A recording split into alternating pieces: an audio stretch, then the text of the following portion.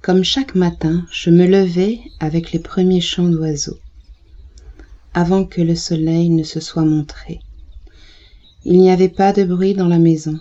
Maman avait déjà allumé le feu pour la viande, sorte de galette de miel que Liana et moi affectionnons particulièrement.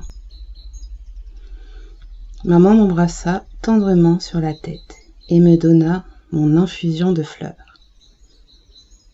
Maman ? Oui, Calliope ? Est-ce que je suis bizarre ? Bizarre ? Pourquoi penses-tu cela ? Je ne sais pas. Je me sens bizarre. Il y a quelque chose en moi qui est comme toujours en train de scruter. C'est comme s'il y avait un danger que je ne vois pas. Je sais que les étudiants du temple de la lune ont souvent des messages des étoiles. Peut-être que tu devrais en parler au temple. Il saurait mieux t'expliquer que moi. Oui, peut-être. Mais personne n'a l'air inquiet là-bas. Ça fait longtemps que tu as cette impression ? Non, pas si longtemps. Je ne me souviens pas de l'avoir vécu avant notre entrée au temple. Quelle chance nous avons eue que nos 2 filles soient appelées par les temples. Je retombais dans ma rêverie.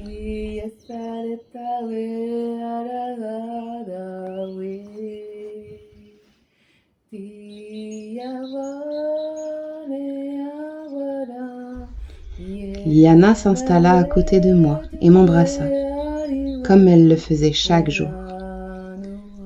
Comme chaque jour, nos chemins nous séparèrent. Et ce jour-là, en levant les yeux vers les 2 temples, chacun d'un côté de la cité, mon cœur se serra, une fraction de seconde. Puis, ma joie me revint. Je montai en chantonnant par le centre de la cité. J'aimais la terrasse qui dominait la ville, et je faisais souvent ce détour. Je m'arrêtais pour regarder la mer qui semblait encore plus grande vue d'ici. De chaque côté, il y avait une longue rue qui menait à chacun des temples. Et derrière moi, il y avait un beau jardin avec une fontaine. Et de l'autre côté de ce jardin, il y avait l'agora de l'Atlantide. Les hommes et les femmes qui y rentraient avaient toujours l'air très sérieux. Il y avait aussi quelques prêtres du soleil et des étudiants de la lune. Ce jour-là, je remarquai que parmi les prêtres du soleil, il y avait un homme habillé en rouge. Je n'avais jamais vu un prêtre habillé comme cela. Il portait dans ses bras un énorme grimoire. Mon cœur se serra de nouveau quand un des grands de la ville s'approcha de lui et l'entraîna sur le côté. Un des plus anciens étudiants de la lune passa alors près de moi et me ramena au moment présent. « Bonjour Calliope, tu m'accompagnes au temple ?»« Bonjour Balis. »« Oui, avec plaisir. » Après quelques minutes, je rajoutai. « Balis, sais-tu qui est le prêtre du soleil habillé en rouge, qui était devant l'agora ? Tu sais qu'au temple du soleil, il y a plusieurs niveaux chez les prêtres. » Oui, j'ai cru comprendre.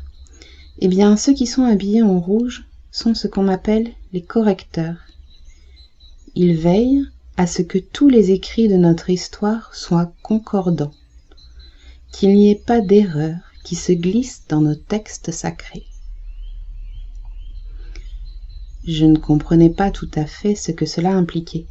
Iliana m'avait bien dit que le fait que je sois en retard et non pas venue à notre rendez-vous ne changeait pas grand-chose.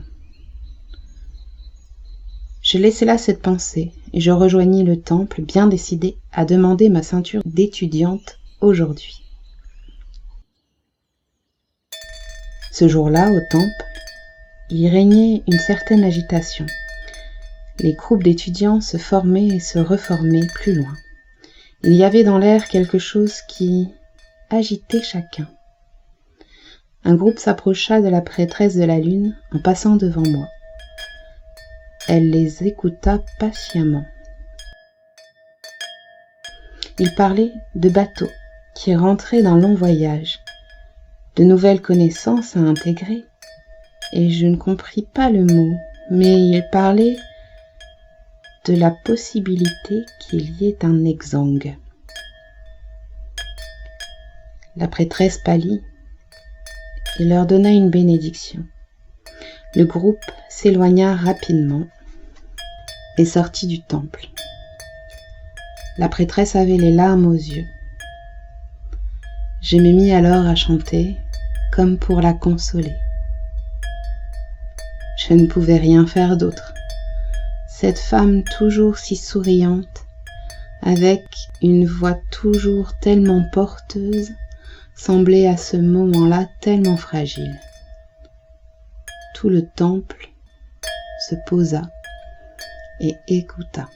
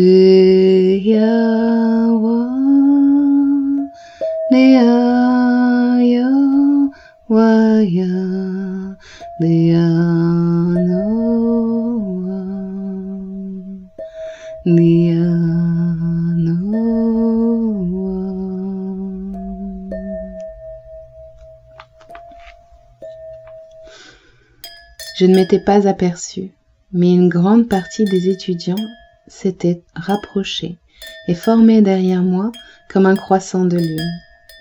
Même sans les voir, je les sentais, ou plutôt je les ressentais. Comme si ils pouvaient tous poser leurs mains sur mon dos et me pousser vers l'avant. Je fis quelques pas vers la prêtresse de la lune, qui avait retrouvé son sourire. Merci Calliope, ton chant est puissant et fédérateur. Elle observa derrière moi et je me retournai pour voir les étudiants qui s'étaient regroupés. Je ne m'étais pas trompée, ils formaient bien le croissant de lune que j'avais ressenti. Tu as quelque chose à me demander, Calliope ?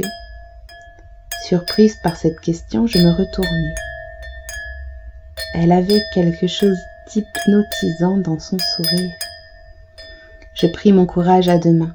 Oui, je voudrais savoir quand je pourrais recevoir la ceinture des étudiants. Je sentis dans mon dos comme un frémissement. Calliope, tu as toutes les qualités et les connexions avec les étoiles pour être une étudiante de la Lune. Si tel est le chemin que tu as choisi, alors il te suffit de le demander. Je pris alors une grande respiration et dans un souffle, je formulai ma question. Prêtresse de la Lune, puis-je avoir l'honneur de recevoir ma ceinture d'étudiante? Avec fierté, Calliope. Il y eut un grand silence, et Kyra se leva en courant. Elle revint presque aussi vite vers nous.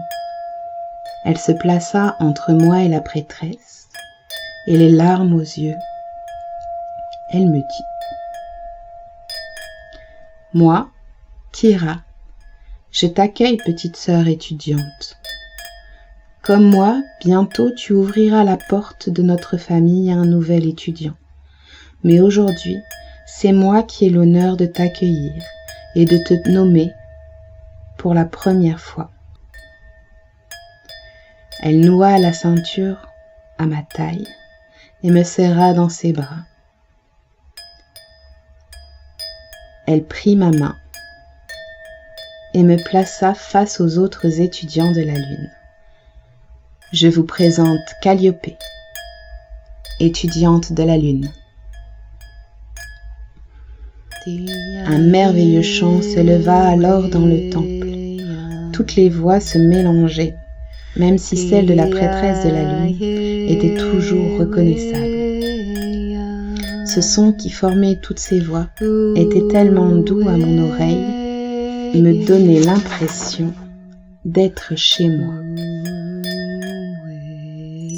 Le tout ne formant qu'un.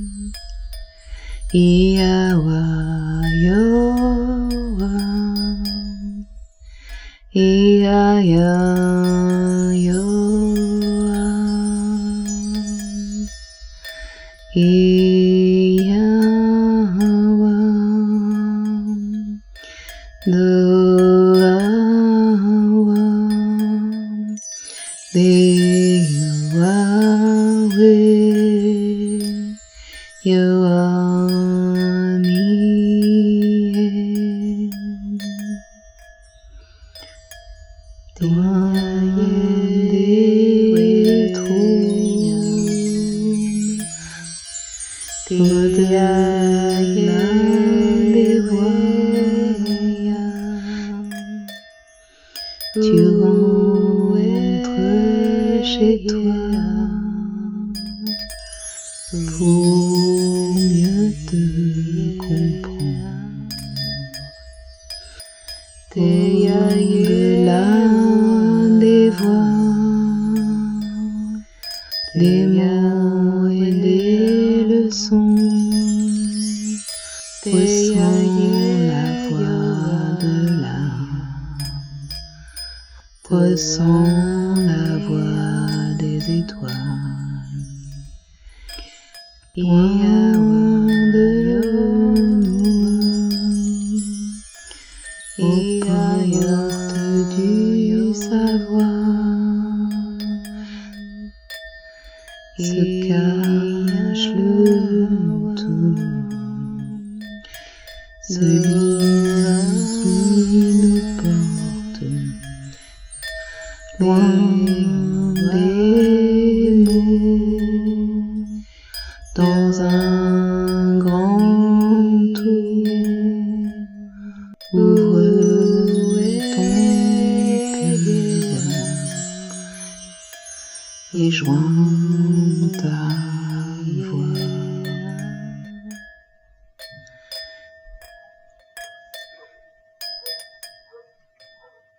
Je passais tout le reste de la journée à écouter chaque étudiant me raconter comment lui avait fini par faire sa demande, et toute la fierté qu'ils éprouvaient, que j'ai choisi de rejoindre cette famille des étudiants de la Lune. À la fin de la journée, je repris le chemin de la mer pour retrouver Liana. Sur le chemin, je croisais les étudiants qui étaient partis rapidement du temple le matin. Ils avaient l'air tristes et graves. Ils retrouvèrent leur sourire en voyant la ceinture et me félicitèrent chaleureusement. Puis ils reprirent la route du temple. Arrivé au bord de l'eau, je vis le prêtre du soleil, habillé en rouge, entrer dans une maison plus loin. C'est à ce moment-là que Liana arriva. Elle aperçut tout de suite ma ceinture et m'embrassa. Je suis tellement heureuse, Calliope. Un prêtre du 3e rang m'a dit ce matin que 2 sœurs appelées par les 2 temples, ça ne s'était pas vu depuis la séparation de ceux-ci. Je vais vite aller à la maison pour écrire dans mon grimoire. C'est très important de conserver ce jour. Je reste encore un peu ici et je te rejoins à la maison. Je suivis Liana des yeux et aperçus le prêtre en rouge remonter vers le haut de la cité. Sur le seuil de la maison, où je l'avais vu entrer, il y avait un homme et une femme. Ils semblaient guéris. L'homme tenait la femme dans ses bras. Il semblait pleurer. Je voyais leurs larmes d'aussi loin que j'étais. Elles semblaient colorer de gris tout ce qui les entourait. Une vague m'éclaboussa. Je n'avais pas fait attention et la mer avait monté et touché presque mes pieds. J'avançai alors un peu et la caresse de l'eau sur mes pieds et mes chevilles me ramenèrent au champ des étudiants de la Lune et à cette appartenance autour.